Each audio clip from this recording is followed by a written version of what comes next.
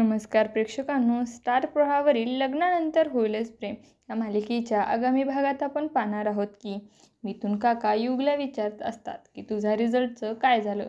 तर युग आता लपवण्याचा प्रयत्न करत म्हणतो की अहो रिझल्ट लागला नाही अजून. तर वसुंधरा म्हणते, बाळा युग, तू काही लपवतोस का आमच्यापासून? कारण आतापर्यंत तुझा रिझल्ट लागला पाहिजे होता.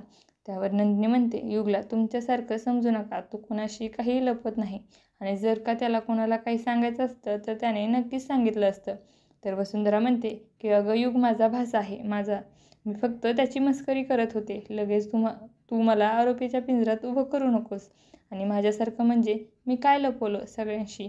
त्यावर काव्य म्हणते की याबद्दल तर तुम्ही काहीच बोलू नका आणि असं वागायचंच नाही की कोणी तुम्हाला आरोपाच्या पिंजऱ्यात उभं करेल.